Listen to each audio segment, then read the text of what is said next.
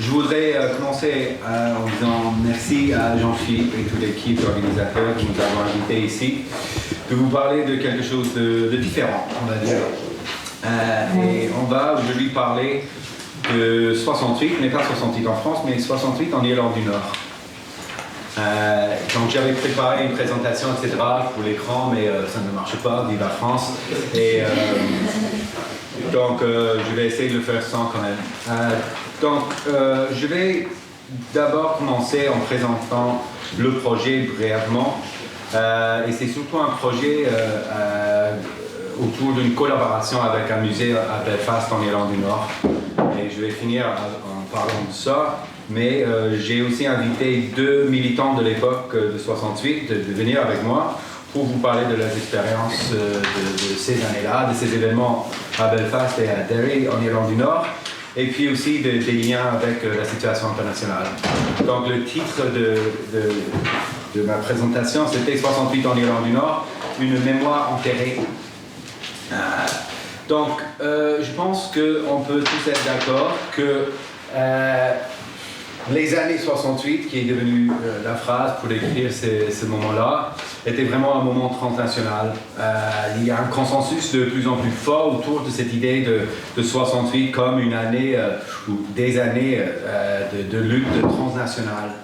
Et que c'est devenu une considération fondamentale pour vraiment comprendre ce qui s'est passé en 68. Donc l'idée que c'est impossible de comprendre n'importe quel 68 sans prendre en compte le contexte exceptionnel, international.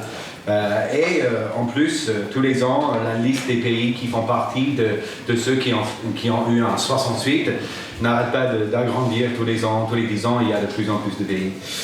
Moi, dans mes recherches, j'ai trouvé, ou je pense que le cas français domine en quelque sorte la mémoire transnationale de ces années-là, surtout en Europe.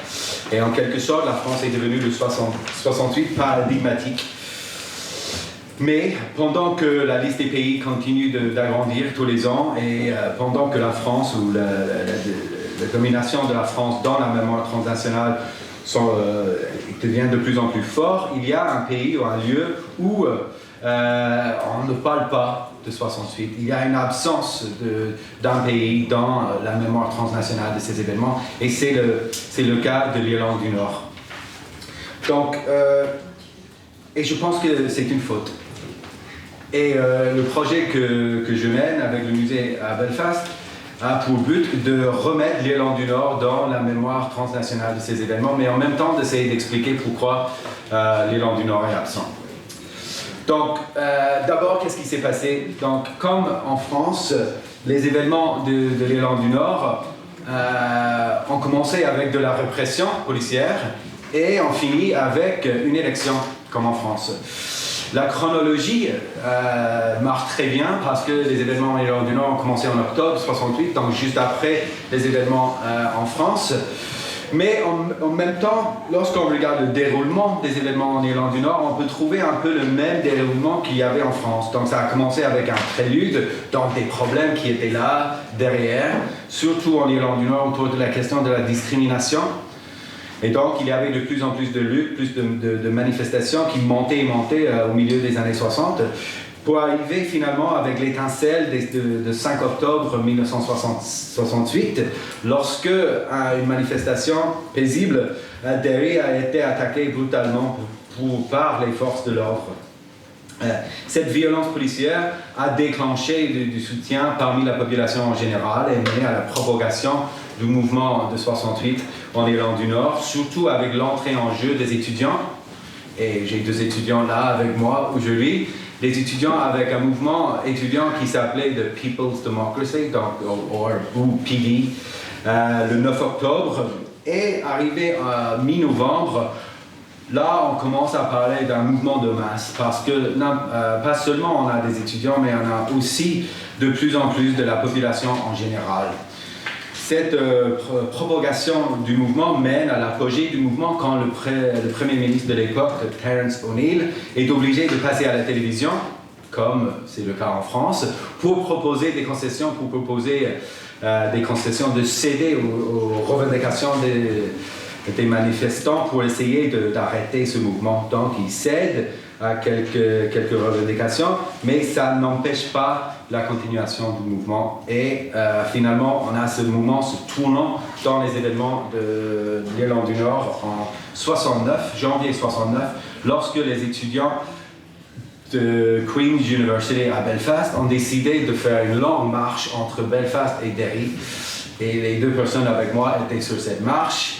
Mais le problème avec cette marche, c'est avant d'arriver à la destination, c'était brutalement attaqué par les contre-manifestants de l'autre communauté. Et en quelque sorte, cet événement-là, la violence, la répression, là, était le début de la fin des années 68, ou des événements de 68 en Irlande du Nord. Le Premier ministre était forcé d'appeler une élection en février 69, ce qu'il a fait, mais cette élection a marqué qu'il y avait vraiment un changement dans la situation. La page se tourne, le 68 de l'Irlande du Nord est fini, et on rentre dans une autre épisode, mais beaucoup plus noir pour l'histoire de l'Irlande du Nord, et qui va être important dans l'explication de l'absence de l'Irlande du Nord dans la mémoire collective de ce moment. Donc on peut citer la chronologie et aussi le déroulement pour démontrer qu'il y avait des similarités avec ce qui s'est passé en France. Et c'est exactement ce que j'ai fait dans un livre que j'ai publié il y a 2 ans sur une comparaison entre le mouvement de 68 en Irlande du Nord et le mouvement en France. Donc je prends l'exemple de la France comme le 68 par excellence pour comparer avec ce qui s'est passé en Irlande du Nord, pour démontrer qu'en fait on peut avancer l'argument que oui, en effet, en Irlande du Nord il y avait un 68. Donc je vais vous donner quelques exemples. Dans ce livre, je structure l'argument autour de quelques thèmes. Donc le contexte de l'époque en Irlande du Nord, c'était plus ou moins le même contexte qu'en France. Par exemple, au niveau national, il y avait un moment de stabilité entre 62 et 68, à peu près la même chose qu'en France, relativement parlant, parce que tout est relatif, surtout avec l'Irlande du Nord. Mais aussi, il y avait le contexte international. Les étudiants, les jeunes, la population en général sont en train de vivre les mêmes changements qu'on vit en France, que ce soit au niveau politique, économique, mais aussi culturel. Et je pense qu'Anne va parler beaucoup de l'esprit du temps en ce qui concerne l'influence culturelle. On avait les télévisions en Irlande du Nord aussi à l'époque, donc on était vraiment connectés à cet esprit du temps de l'époque. En ce qui concerne les acteurs de 68 en Irlande du Nord, il y a quand même une contribution très importante des jeunes et des étudiants qui avancent, qui poussent le mouvement un peu comme c'était le cas en France, mais pas strictement limité aux jeunes. Il y avait quand même aussi la participation des adultes, des travailleurs, etc., etc. Donc on peut trouver un peu les mêmes, ou on peut faire des comparaisons entre les acteurs en France et en Irlande du Nord. En ce qui concerne l'action, ou l'organisation, ou le manque d'organisation, là aussi on peut trouver des comparaisons assez intéressantes avec ce qui s'est passé en France. Donc, en ce qui concerne les formes d'action, on voit la même chose à Belfast ou à Derry qu'on voyait à Paris, donc c'est-à-dire l'importance de la rue, l'importance de l'espace, les occupations, etc., etc. Mais aussi en ce qui concerne l'organisation, ou le manque d'organisation, comme c'était le cas ici à la Sorbonne, et le mouvement étudiant voulait éviter de nommer des leaders, parce qu'on était dans le trip de l'ultra-démocratie, etc., comme c'était le cas en France. Et donc, lorsqu'on a fondé le mouvement étudiant de People's Democracy, le 9 octobre, on ne voulait pas nommer les leaders. Donc, on a nommé ce qu'on appelait un faceless committee, donc un comité sans visage, où on a nommé des gens qu'on ne connaissait pas vraiment, qui n'étaient pas vraiment des leaders. Donc, pour démontrer à quel point il y avait des similitudes avec ce qui s'est passé à Paris. Un autre exemple est l'expression. Lorsqu'on parle de 68, on parle souvent de cette idée de la prise de parole.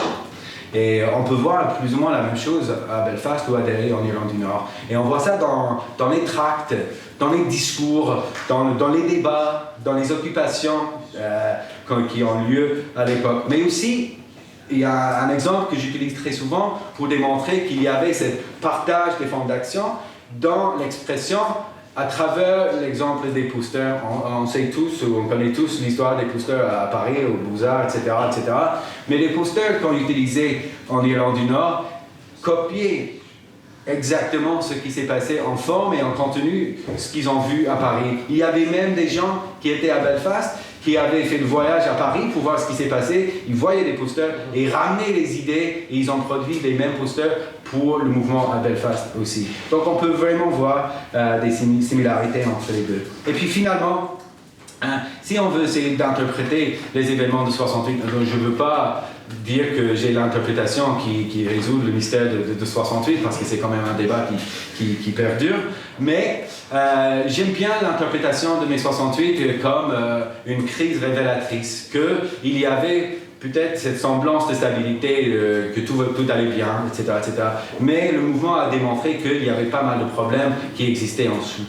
Mais je pense qu'on peut dire la même chose de ce qui s'est passé en Irlande du Nord. On avait l'impression qu'on avançait, on avait l'impression qu'on allait peut-être vers un avenir beaucoup plus paisible que c'était le cas avant. Mais en fait, le mouvement de 68 a balayé tout ça et démontré qu'il y avait des problèmes. Donc, entre la chronologie, l'encadrement, le déroulement et aussi les caractéristiques de ce mouvement, on peut dire que c'est assez facile d'avancer l'argument que oui, bien sûr, l'Irlande du Nord a eu un 68.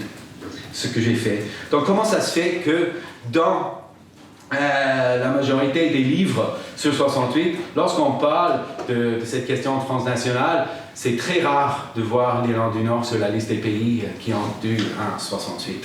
Donc on peut déjà peut-être suggérer qu'il y avait des spécificités nationales à l'Irlande du Nord qui expliquent pourquoi l'Irlande du Nord est absent.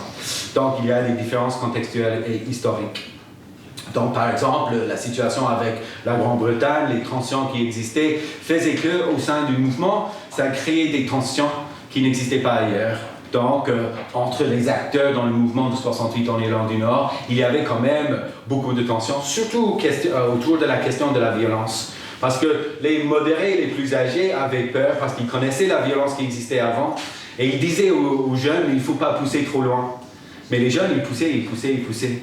Donc il y avait cette tension-là, mais aussi en ce qui concerne les influences internationales, on peut trouver l'inspiration de ce qui s'est passé sur la scène internationale parmi tout le monde qui participait en 68. Mais ce qui est intéressant de noter, c'est que les plus modérés, les plus âgés des activistes et militants regardaient plutôt vers les États-Unis pour avoir de l'influence, surtout vers le mouvement des droits civiques aux États-Unis. Et les jeunes, les étudiants regardaient plutôt vers l'Europe, vers surtout Paris, mais aussi l'Allemagne, l'Italie, etc., pour trouver leur inspiration. Donc il y avait des tensions au sein du mouvement. Et puis finalement, on peut aussi regarder la question des objectifs. Donc est-ce que c'est possible de définir les objectifs du mouvement de mai 68 ? Je ne pense pas. Parce que je pense que même ceux qui participaient ne savaient pas ce qu'ils voulaient. Mais en Irlande du Nord, on était clair sur ce qu'on voulait. En 68, et c'était une lutte pour les droits civiques. Donc là aussi, on peut citer des spécificités nationales pour dire que c'était un cas à part. Mais moi, je ne suis pas d'accord avec cet argument.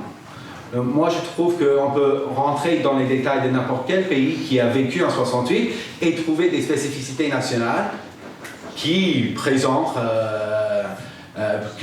comme un cas à part. Et c'est en fait de louper un peu ce qui s'est passé en 68. Parce que, à mon avis, 68, c'était un moment international, transnational même, qui a ouvert une passerelle où tout le monde dans le monde qui avait des revendications dans chaque lieu, chaque région, chaque pays, chaque continent, des différences. Ce ne sont pas des revendications qui unissaient des étudiants ou les manifestants ou les militants en 68, c'était l'esprit du temps. C'était la possibilité de changer, c'était la possibilité de pousser pour des changements. Donc je pense que les spécificités nationales de l'Irlande du Nord ne suffisent pas pour expliquer pourquoi l'Irlande du Nord est absent de la mémoire transnationale de cette année. En fait, à mon avis, il ne faut pas regarder ce qui s'est passé, mais surtout ce qui s'est passé après. Et là, on peut parler de ce que j'appelle dans le livre des vies ultérieures divergentes. Donc, je prends encore l'exemple de la France. Et dans un autre livre que j'ai écrit il y a 3-4 ans, ou peut-être plus, je parle de la mémoire collective des Français en ce qui concerne les événements de mai 68. Et j'avance l'argument qu'en France, depuis 68, on a vu la construction d'une mémoire, une histoire de 68, qui est plutôt positive. Surtout à travers les anniversaires décennales, on a vu la construction de ce que j'appelle un consensus qui convient, où tout le monde peut trouver son bonheur. Et dans ce consensus qui convient, il y a des commémorations décennales qui ont joué un rôle très important, et on est arrivé à un moment où on peut parler presque, et c'est pas moi qui dis ça, c'est quelqu'un Bousquet, je pense, qui dit que mai 68 est devenu tous les 10 ans un May Pride. Donc on a une fierté dans le mai 68. Et comment ça se fait qu'on est arrivé à un moment où le président de la République a même eu l'idée de suggérer qu'on va commémorer les événements de 68? Donc c'est-à-dire que si c'est pas la récupération de la mémoire de 68, je ne sais pas ce que c'est. Donc, si on compare ça au cas de l'Irlande du Nord, on peut trouver la différence tout de suite. Parce que pendant que les Français sont en train, et surtout une bande de 68 heures qui a quand même dominé l'histoire ou la mémoire des événements, et j'ai pas besoin de citer les noms, pendant que ces gens-là sont en train de régaler tout qu'ils voulaient entendre, de leur nostalgie pour les années 68, en Irlande du Nord, c'est complètement différent, parce que tout de suite après les événements de 68, on est dans une descente vers la violence, et la vraie violence. Donc, à partir d'août 69, commence 30 ans de violence qu'on appelle en anglais « the Troubles ». Donc, le Troubles entre 68 et 98, qui en quelque sorte, je ne vais pas expliquer ça pendant 2 heures, je pourrais, mais pendant 30 ans, on a eu une violence atroce.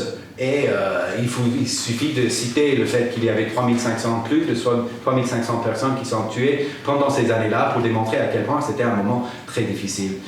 Donc, pendant qu'on est en train de fêter 68 en France, en Irlande du Nord, on a plutôt tendance à rien dire sur 68, parce que c'est souvent associé avec ce qui s'est passé après. Donc, ceux qui ont participé à ces événements n'ont pas eu la même occasion de construire l'histoire positive autour de ce qui s'est passé en 68.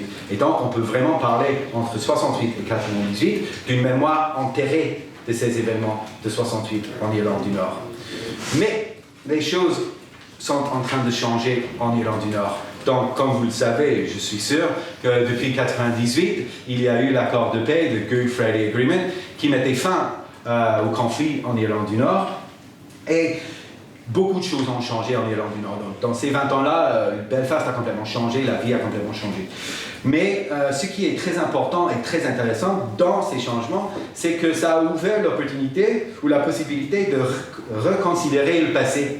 Donc, c'est-à-dire de revenir en arrière d'un contexte de paix pour reconsidérer les moments difficiles dans le passé. Et dans le processus de paix qui marche très bien, mais qui a quand même du boulot à faire, le problème de comment gérer le passé reste l'enjeu central et peut-être l'enjeu le plus difficile dans ce processus de paix. Et le cas de 68 démontre la possibilité de changer les perspectives historiques ou de changer ou de forcer ou encourager une réconsidération de ces moments dans le passé en Irlande du Nord. Et par exemple, à partir de 2008, pour la première fois, dans un contexte de paix, on a commencé à commémorer 68 vraiment pour la première fois.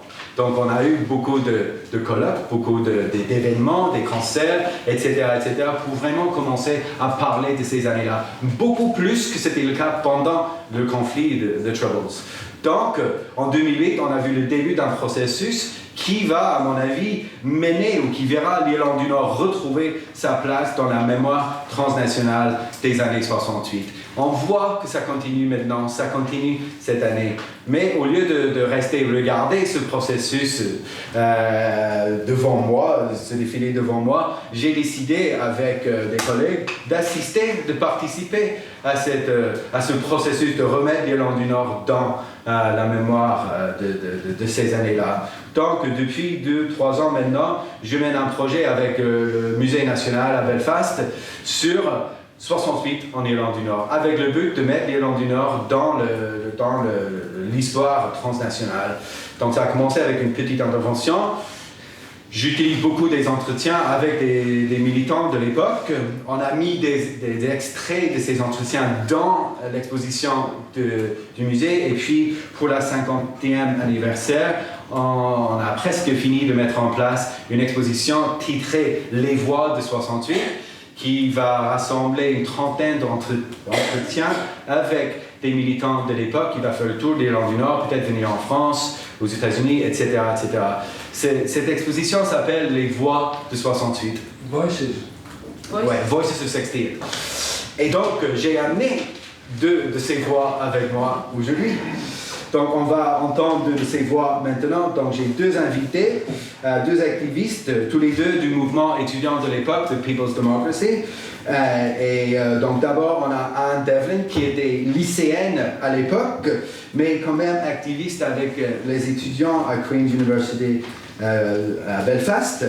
Elle est après devenue écrivain très connu en Irlande du Nord. Elle a fait beaucoup d'œuvres et des œuvres même traduites en français, par exemple La Voix ouverte, et elle a travaillé aussi dans beaucoup de films, etc., etc.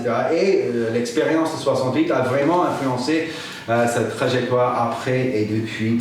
Et elle est aussi membre du PEN international, qui est un rassemblement des écrivains dans le monde. Ensuite, on a Paul Arthur, qui était aussi étudiant à l'époque dans le People's Democracy. Il était même membre du comité sans visage. Et depuis, Paul est devenu un professeur très renommé en Irlande de politique à l'Université d'Ulster. Il est l'auteur de beaucoup trop de choses à mentionner sur la question de l'Irlande du Nord. Et en ce moment, il est directeur de la comité de commémoration des 50 ans du mouvement pour les droits civiques en Irlande du Nord. On va commencer avec Anne, et je vous préviens, on va parler anglais. Eux, ils vont parler anglais. On a quand même un petit accent, juste un petit peu. Donc, j'essaierai quand même de traduire ou d'aider la compréhension s'il faut. Donc, on va commencer avec Anne. Ok. Je suis désolée that I have no French. That's good. Okay. When I had to answer to my name at my convent school as being present, it was always followed by a question, who was Anne Devlin? And I would have to answer, she was Robert Emmett's housekeeper. And on the way here today, we passed some graffiti which said, I'm translating from the French, we don't want 68, we want 1798. The other Anne Devlin would be at home here. Because she travels alongside me, this 18th century person who always had to be at school with me. And what I'm objecting to very strongly in having been burdened with this historical identity, that when I got when we arrived in the 60s, I knew that I didn't want to be anybody's housekeeper, and I certainly wasn't going to carry the burden of a Republican female icon. So that's where I start from. So you've grasped that I'm not Bernadette. Okay. So I have to say, I've written this on my phone, so I'm going to just look at this and then refer to other things. It wasn't just the music that brought the global student movement to us via the protest songs. It was also the images that gave us a definition of generation. We saw the Black Civil Rights Movement. We saw the pictures from Vietnam. We became aware of race and how discrimination manifested itself through voter registration in the US, how violence was being inflicted both domestically and abroad against dark-skinned people. So it was images and music, and culture challenged political power, and culture was winning. But I was a schoolgirl member of the People's Democracy, and I was in conflict with my convent school ethos. I didn't fit in the box they wanted to put me in, partly also because I came from a left-wing background. My father was a trade unionist, I always thought that in terms of the school, it was because it was the nuns, but actually it was conformity that I was up against. So in trying to take history into my own hands, I was in alignment with the international student movement because it allowed us, me particularly, to challenge the myth of national sovereignty as a way forward.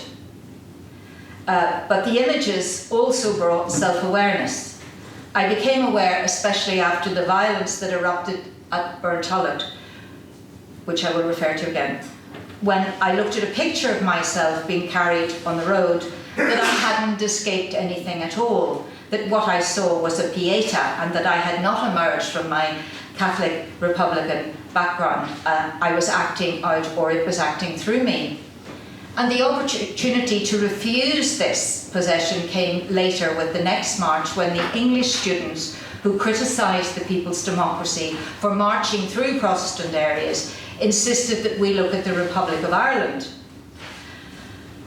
where indeed contraceptions weren't available and the least of their crimes was banned books. So we went south. We were joined by the UK students at the march in April 1969, and we joined up with the anti-Vietnam war march. And I remember, and this is, remember, I'm talking from the perspective in this as a schoolgirl, so I was 17. I wore, and I'm saying this with great shame, I wore a t-shirt with Che Guevara's face on it. Che Guevara was on the front cover of the Black Dwarf, which was the radical paper that the British students produced. And I came by it via the left-wing students from London. The point to me now is, even looking at that image was Christ-like. And so therefore, there was still a very strong sense of possession, again, by one or other of these. One is a historical icon, and the other, it seems to me, is an inheritance from a very Catholic background. My grandmother walked me around the Stations of the Cross once a week. So no wonder that this was imprinted, and this was what like the international student movement was allowing me to put down. After the August riots, when in fact the backlash came in August 1969, I was working in London as a waitress during the holidays from school, and I was also working in a bar. I watched the British Army arrive on the Falls Road, and I went home to contribute to the free radio behind the Belfast barricades in West Belfast. The music was again contested in the barricaded area with the music that I was putting out, and the traditional Irish music. And again, there's, as was my appearance. My appearance was also contested. My clothes were wrong. My skirt was too short. These are not small things. They may appear. I know that some of you may think these are trivial, but the truth is that change doesn't only begin with externals, but the camera is another eye, and it's very democratic in what it shows you.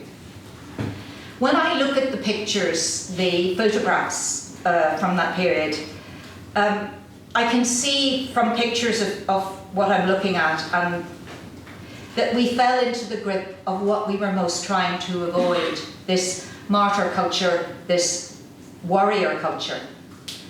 And what was being masked, and I have only talked about the students, what was being masked by all this activity is a housing crisis. The Central Housing Authority in Northern Ireland, the Housing Trust, was deemed to be non-sectarian, while the local authorities were discriminatory.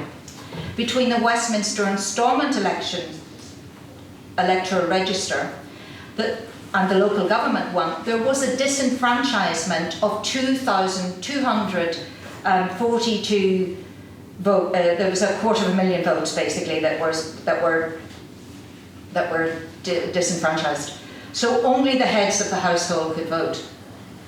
This affected my parents' generation. My father was an old militant. This would have affected them exponentially. And it was this discriminatory practice that led us into a campaign for civil rights in the first place, and onto the streets when a march on the 5th of October 1968 was met with violence by the police in Derry. I was on that march as a young socialist. My father would have been on that march as a Labour, he was chairman of the Labour Party that year, the NILP. He was a flour mill worker. the PD, the students' movement, was formed by the 8th of October, and this Paul has written a book about it and also was there. When we came back from Derry, the Debating and Literarific Society elected in the university to become a people's democracy. It was an attempt to close the gap between intellectuals and workers and to throw this open. And by the students, they were basically saying this is not these student movements are not separate from this society. We are connecting with this movement. Also, the civil rights movement in Derry was criticised by the Minister for Home Affairs as a Republican Communist front. And the idea of the students in the university who were anti-communist in the sense that they were anti-party in that respect. And so that was what we took from this moment when the students stood up for us. This machine is about to just do something on me here. And this is my age revealing itself, not so good with the technology. It happened because a lot of the students also in the university that year were not middle-class students because of the 1945 UK Education Act, which was carried over into Northern Ireland. It was one of the things we really benefited from, that and the National Health Service. And the money that came to the Central Housing Authority that wasn't discriminatory came from the UK. So I'm saying all that to you. These were all our benefits from this connection. So what I'm trying to say to you is the student movement was not elitist. And it was demonstrating on behalf, alongside, with many disagreements, it was demonstrating alongside the old militants of the civil rights movement, who were, indeed there were many communists there, and many Republicans, but they weren't the only people in the civil rights movement. And one of the things that I now find really rather revealing was I recently came across, it's an electoral reform document from 1965 and a joint memorandum on civil rights in Northern Ireland addressed to Terence O'Neill in 1966-67. And I was, the person who gave me the documents told me my father was one of the people who worked on this document and who brought if you like, the problem of civil rights they were bringing the problem of civil rights to the government 3 years before that first march, and they were constantly being told there isn't, they were never given one man, one vote. The universal franchise didn't occur. And the gender blindness of that title, one man, one vote, is also indicative of the times. Because although in some ways I feel that the movement there wasn't a strong women's movement outside of the civil right of the PD, and the media concentrated, because women were such a novelty, on individual women icons, despite the fact that there were a great many women in People's Democracy, but they wanted everybody to be Bernadette, so they concentrated on Bernadette because she was a good media symbol. So what I'm saying is we were in the hands of media which operated in terms of tokenism, which it still does, which brings me to the question of who controls the images. And at the same time, I would just want to mention another aspect of the women it was women in education. A great many women who had bypassed conventional school because the convents basically said who was going to, who they believed were that university material, even when you were at a grammar school. And a lot of people sort of fell by the wayside within the school system and were much happier outside of it, as indeed I was, and did go to university via sixth form college when I got away from the nuns. So this is just a general introduction to the time that I was in. But I haven't said anything about the opposition to the fact that every time, what we underestimated was that every time there was a demonstration, in fact, every time there was a demonstration, we called forth the forces of opposition, which were which was the Reverend Ian Paisley. And what I, looking back now, find rather extraordinary was that it seemed to me that two movements emerged at that time. One from the deep south in America. Paisley was educated at the Bible Belt. He was objecting to ecumenicism. And his anti-ecumenical movement was coming from the same source that the civil rights movement was coming from, and they both met in Northern Ireland.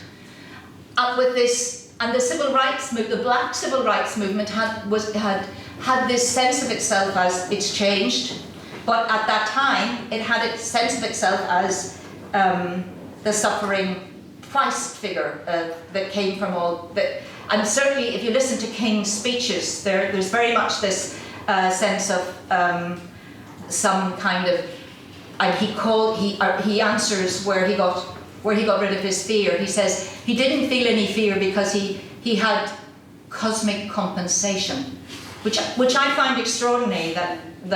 That's incredibly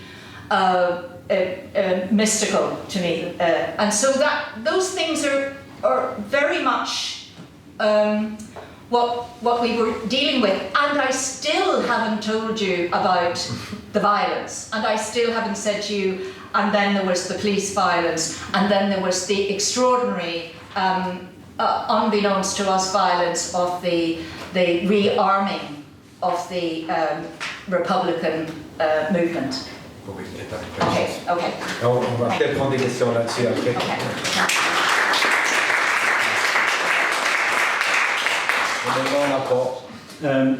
Like Anne, I apologise for my lack of French. I may quote once or twice in French, and you'll understand why I don't use it and don't understand it. I was taken by Anne's opening lines there when she talked about her ancestor Anne Devlin, and talked about the burden of historical identity. And in many ways what I have to say is really about that. And I want to do it in terms of concept of space, the concept of time, and the whole question of mentality. In terms of space, this will be probably my one quote from a French historian in the late 19th century, when he described Ireland as une île derrière une île, which neatly sums up the British-Irish relationship and the centuries of conquest that we, from the minority community, felt. But also, psychologically, it was very important because we weren't really affected by continental thought.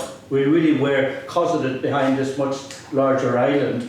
And it's only, in fact, after 1973, when Ireland joins the European Economic Community at that stage, that our consciousness began to expand quite considerably. You will find in the civil rights movement, particularly the People's Democracy, you will find the influence of people like Régis Debray, Herbert Marcuse, but that's among a very, very small number of people. For the most part, we were very parochial, we contemplated our own navels at great length, and we assumed once our troubles began that the rest of the world was looking in on us. And then we come along to the 50th anniversary of the May Days, and we find that we're not part of that. Where did Ireland disappear? Whereas we consider we played a very major part in that. So that's one of the things that tangentially I want to look at. In terms of time, it could well be argued that in fact May Day events should not be the starting point.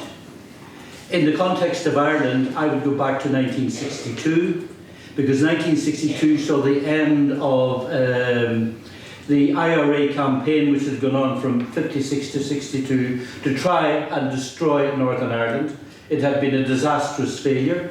It had failed largely because the Irish Republican Army did not get the support of the Catholic community either in Northern or Southern Ireland, and decided that it had to call off its campaign, and then decided to move in another direction.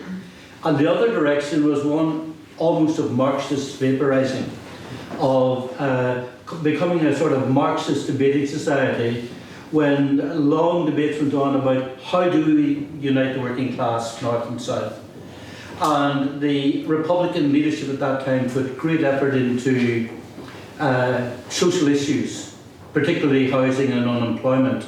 And they had a very simple concept, that is that if you can unite the Protestant working class with the Catholic working class in the north, because they suffered as we did, then you could maybe unite the working class throughout the island of Ireland. So you had, if you like, two revolutionary strategies, one in the Republic of Ireland and one in Northern Ireland, to enable these things to come about. The trouble was that in their vaporising, they forgot that what Irish republicanism was about. And it was essentially, beside obviously wanting Irish unity, it was also about being defenders of the ghetto. So when the Troubles did break out in 1968, we were totally unprepared for what happened, particularly when loyalists descended into Catholic areas. And you had on the gable wall in early 1969 a slogan in Belfast which says, IRA equals I ran away. They went there to defend what they'd been doing historically for a very long time. And that led to a split in the Irish Republican movement, with the provisionals led by Gerry Adams, Mark McGuinness, etc., and the officials, who were the leftists, who were soon wiped out, I mean literally physically wiped out by the provisionals. So 1962, in that sense, would be one starting point for us. Also in terms of space, there are many people who claim credit for the formation of the civil rights movement in Northern Ireland. One is a group called the Connolly Association, based in England.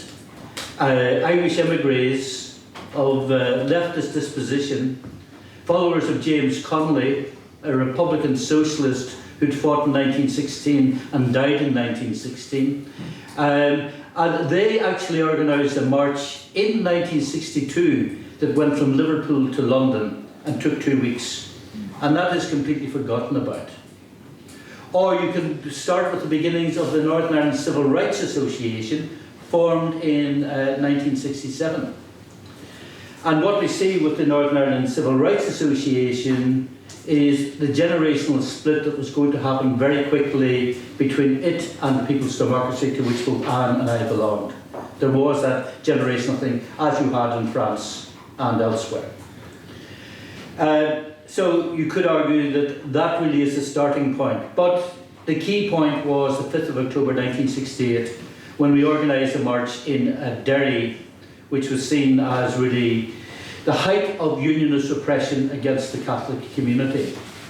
There had been another march a few months earlier in August in County Tyrone between two towns, which drew a much larger crowd than the one in Derry in October 1968, but didn't get any attention because the day they held the march, the Soviets invaded Prague. And this goes back to Anne's point about the significance of the media. Because what we were doing on the 5th of October 68, and both of us were on that, what we were doing was what our forebears had been doing ever since the Northern Ireland had been created. We were protesting, but it wasn't until the media really paid attention to us that our protests were being listened to. So October the 5th, 1968 is seen really as the starting point for the modern civil rights movement. And of course we had that stage the experience of May Days in Paris, and it did have an impact on us as students. And again, as Anne said, the People's Democracy was formed a couple of days later, formed out of a huge sense of moral outrage. You had something like 3,000 students in a very conservative disposition who went on those first marches, and what they were protesting against was the brutality of the police. And the police brutality had been compared to what had happened in Chicago in August of 1968 at the Democratic National Convention. And 3 of the people who witnessed the march in Derry were 3 Labour MPs who'd also been in Chicago. And so they were able to make that link. So that's one aspect of time. When does it begin? The second aspect is how do we commemorate, celebrate? And one of the notable aspects about remembrance of civil rights in Northern Ireland has been that there has been virtually no remembrance of civil rights in Northern Ireland. We have written ourselves out of history. I wrote my book in 1974. The next book does not come out until 1989. Michael Farrell, 1988, looking back on 20 years since the Civil Rights Movement, which was a series of essays. And then there's another book comes out a year or two later. We did not have any 10th, 20th, 30th anniversaries of the Civil Rights Movement. We did have a 40th one, which again, both of us were involved in.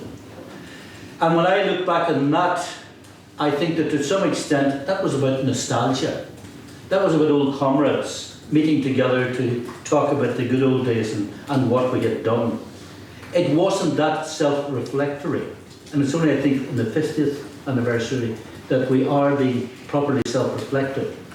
And one of the reasons why we are being self-reflective is that because the whole concept of fear has been moved from us. You couldn't talk about what you had done. You didn't know from what side you were going to be attacked. My book, for example, on the People's Democracy, was anathema to the Irish Republican movement. And they were very, very displeased with it. But equally, it would be anathema to the Protestant working class because we represented something which brought down their system. And so what we did was we buried our heads. And it's only now in the 50th anniversary that we're trying to be reflective and we're trying to be inclusive. And that brings me really to the third, the mentality of the civil rights campaign. And I get back to Anne's concept of the burden of historical identity. And I like to quote the Polish Nobel laureate Czesław Miłosz when he looked back at the history of Poland. And he says, "It is possible that there is no other memory than the memory of wounds." And I would argue it was the memory of wounds which was at the back of everything we've been doing for so long. And what the memory of wounds does, it imposes a culture of victimhood. And victimhood was the psychological driver of much of what we were involved in. And the trouble with victimhood is that no one is prepared to accept that they or their community might have been perpetrators. So we're all totally innocent. And that does not lead to any sense of self-reflection. Also, when we, the other point that arises, of course, from this communal memory is the role played by Irish republicanism. When the provisional organisation was formed in 1969, Gerry Adams, in one of his earlier books, talked about the generation of 1969 being the heirs of the men of 1916, men and women, I should say, of 1916, and the barricade days of 1968-69. In making that link, he was making an important link because the 1916 revolt was a revolt by a vanguard who couldn't say that they spoke on behalf of the Irish people. Adams in 1969 was saying, "We are the defenders of the Irish people identify with us." And that was an important democratic link as far as they were concerned.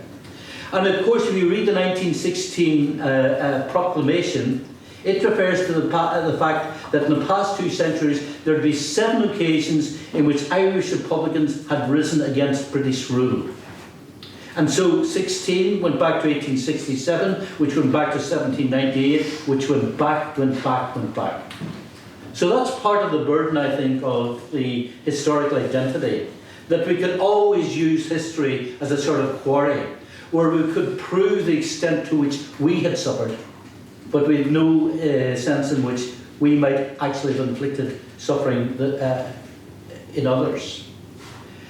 And the third aspect of the mentality, I think, resides in the role played by Martin Luther King, because it was a fissure at the centre of our civil rights movement between the People's Democracy and others who were militant from the outset, and others who had learnt from Martin Luther King, and in particular from his letter from Birmingham jail. If you read King's letter from Birmingham jail, he says that if you're going to go down this road, there are 4 things that are essential. He says the first is you must gather the evidence to demonstrate that there is discrimination and you have a case against the state. The second, he says, is that you then enter the phase of negotiation, which will almost always fail because the status quo will not negotiate with you. The third phase, and this is very important in the context of Ireland, was what he called self-purification.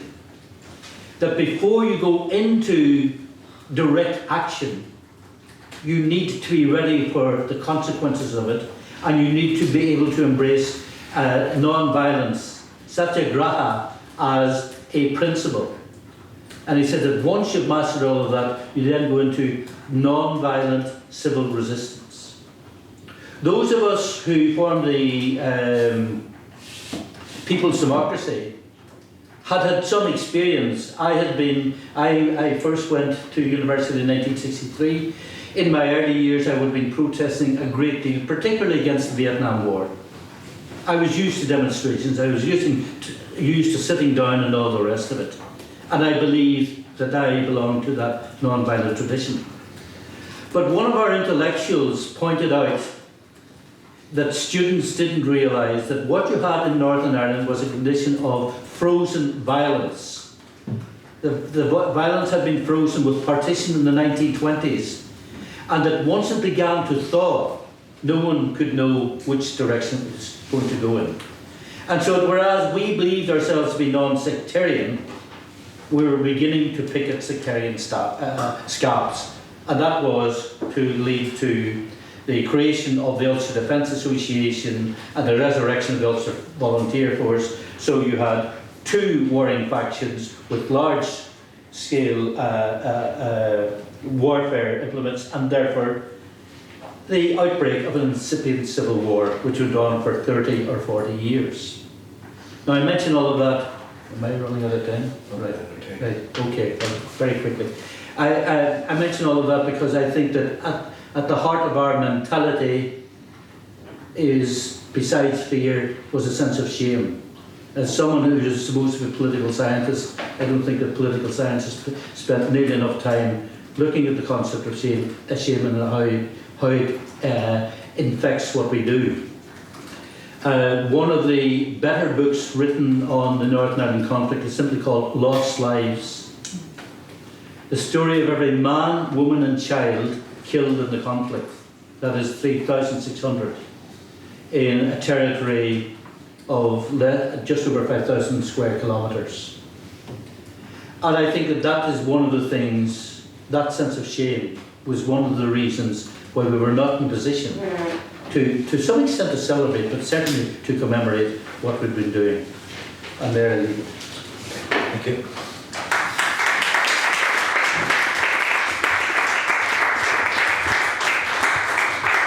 Je ne sais pas combien de temps il nous reste pour des questions, donc je vous écoute. Mais quand même, pour deux En anglais questions. ou Oui, en français. English. English, c'est possible, hein. Sinon, on va faire la traduction. Pas tous en même temps. Allez, allez, vite, tranquille. Oui. Giorgio Sacchetti, la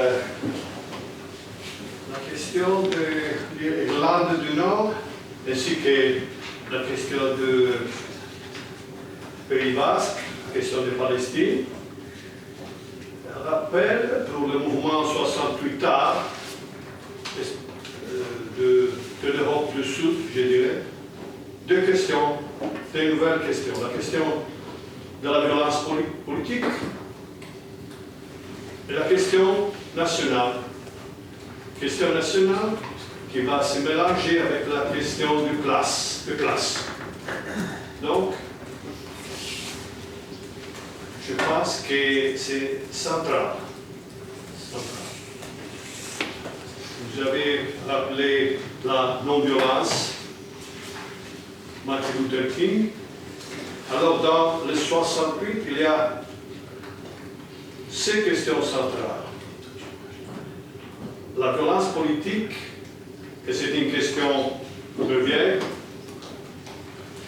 d'après la guerre antifasciste, la résistance, le mythe de la résistance, et la question de la non-violence. Question de la non-violence, qui c'est aussi une question vieille. Dans les années 40, dans le pays anglophone, il y avait des intellectuels, anarchistes, libertaires, qui étaient anti-religioustes et qui, 20 ans, ont anticipé les idées pacifistes de la New Left. Et donc, dans ces questions, je vais une séparation sur la question de la violence entre le mouvement anglophone et un mouvement de Sud-Europe. Qu'est-ce que vous pensez de ça? Peut-être une autre question. D'accord. Comme ça, après, on te laisse traduire.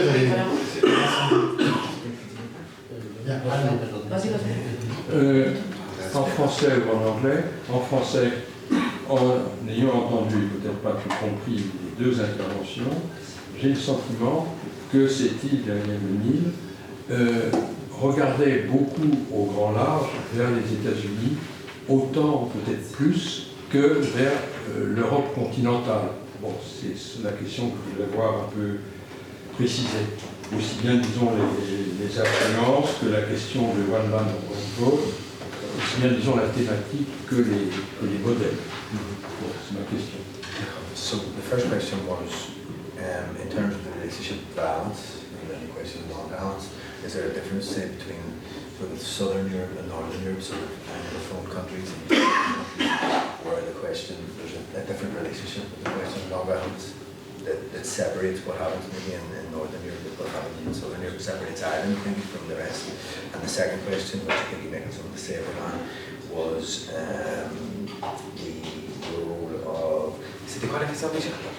Regardez vers l'Amérique. Okay, so were people looking more towards America or more towards Europe? Donc, je vais répondre et après je laisse Philippa. Donc, en ce qui concerne le regard des militants à l'époque, c'est très intéressant de noter que le conflit de génération dont il a parlé, Paul, tout à l'heure, ça se voit dans les inspirations parce que ceux qui sont plus modérés, plus âgés, regardent plus vers Martin Luther King, etc., aux États-Unis, et on a plus tendance parmi la jeunesse de regarder vers l'Europe, etc. Et c'est très intéressant que même aujourd'hui, parce que j'ai fait des entretiens, on continue de voir la différence entre les jeunes de l'époque et les plus âgés de l'époque, les modérés et les radicaux, qui continuent d'insister que c'était plus les États-Unis qui ont influencé, et d'autres qui disent non, c'était plus l'Europe, c'était Paris, etc., etc. Sur la question de la violence, je vais laisser Paul peut-être répondre à ça, et puis peut-être un peu répondre à cette question sur l'inspiration des États-Unis. From what I picked up, what's been asked, there's one aspect that I think I want to mention. You mentioned the Basque and the Palestinians. And I think that, you know, I was saying that we did not fit into the European narrative, and by the European narrative I mean is the evolution of the European community. Because we were an embarrassment to what the new Europe was supposed to be about. The Basques and ourselves were the two oddballs, if you like. And the Basque issue was not nearly as violent as ours. And I remember a think tank based in Brussels in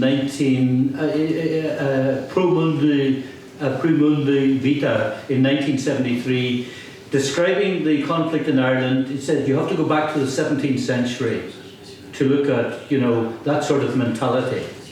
So that really did put us outside the mainstream, and that is one of the reasons why we didn't try and develop what we thought we were trying to achieve. On the question of violence generally, I don't necessarily make the link between Southern Europe and the rest of Europe. Now, in earlier discussions, Lotte Continua has mentioned the Baader Meinhof gang. There there were outbreaks of violence in Italy, in Spain, here in France, elsewhere. What they lacked and what we had was that we'd full communal support for what we were involved in. We tend to look on people like Bader Meinhof as being the spoilt children of the bourgeoisie who had their ideas but had no foundations in their community. What we had was a very strong foundation in our community. And the violence that emanated from our community, as in Palestine, I have been spending quite a bit of time in the Middle East, in Palestine and Israel, as elsewhere, is again this concept of historical victimhood. That there is a communal sense that the only way to have your voice heard is through violence. We would rather that we didn't use it. And if there's a long tradition of using violence and it is seen as being justified, then there's not much time being wasted talking about non-violence. And it's only when you begin to contemplate the devastating consequences of political violence that you then begin to ask yourself, was there another way? And that is a question which is raised by the leaders of the Irish Republican movement, as is raised by people in the Protestant working class, because I have worked with both of them. I've taught in the prisons, and I know the mentality, but I also know the sense that they believed that they were led into this by demagogues. It was natural. If you take the creation of the IRA in 1969, if you look at it, it had no infrastructure, it had no weapons, it had no leadership. But within a couple of years, it was to be the most successful example of a guerrilla, call it what you will, movement in the Western world. The one thing it had was attitude. Attitude plus a diaspora, particularly in the United States, that had a big role to play. And you see that as well in these other conflicts. The Palestinian diaspora may not be as strong, but it is there. So I don't know that it's necessarily helpful to make a distinction between North and South in that respect. I think you have to look at the context of the violence in its own milieu and then extract what you can from that. Okay, Anna? Okay, I also want to bridge on to the second question. Yes. It's all about the inspiration. Yeah, okay. I just also wanted to add that I think that obviously I do feel that we were hampered by an unfinished political problem and in terms of Irish history. And at the same time, I would also be inclined to look at Eastern Europe rather than Southern Europe, in the sense that it struck me that on the day that, as Paul said, on the day that the first Civil Rights March happened, the Leonid Brezhnev invaded Czechoslovakia, and that meant that the reform movement wouldn't be tolerated. Now, the very same thing happens in Northern Ireland. If you start thinking in terms of ideology all the time, you can sometimes miss the nose on your face. That we were at a time when the reform movements would not be tolerated, because at no time in history does democracies allow, when you're trying to make room in a democracy for another set of voters, there's going to be conflict. And it seems to me that that's the first thing I'd say about violence. The state is very, very happy to use violence to protect itself until it's ready. And at the same time, this impacts on the, and I would be the first one to say that we were non-violent, we maintained that non-violence, and that in the presence of violence, you have no recourse but to withdraw. And I must say, I did do that. That means, and a lot of people did, but this is also linked to, and I always ask myself this, do the movements match the problem? do the movements we've created match the problem in terms of also where they came from, which is related to the second question. Is this America and is this Europe?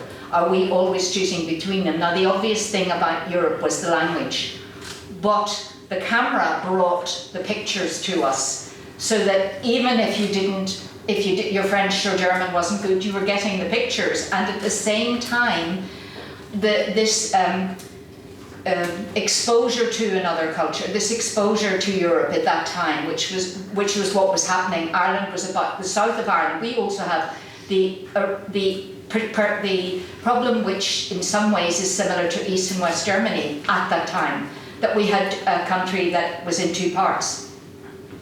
And I did say to you, and the thing I learned from the French, so because I'm forced to look at this, the thing I learned from the French is that you have a different relationship. Your central authority has a view of its departments, of its islands that were looking for independence at that time, that they were departments of France, that there was this sense of total integration. You were offering people in the islands in the South Pacific full French citizenship.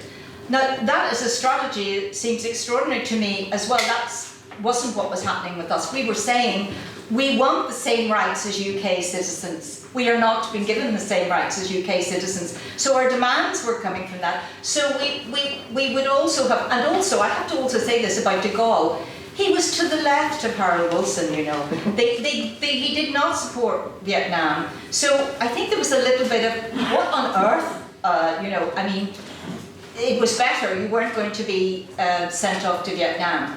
And I think also the left in England never really gave Harold Wilson his credit for the fact that he was a university don who made the Open University available, who actually was very aware that it was going to be third level education which would change things. At the same time, he stood up to Johnson. He didn't send my generation off to Vietnam. He didn't send them because Johnson wanted a commitment from the British students to go to Vietnam, and he said no, and of course that wasn't recognised. So I think that that is the right question. What's the influences? What are the sources what were we choosing between? And I'm trying to say to you that we were, because of the time and because of the use of the media, we were very aware of Europe.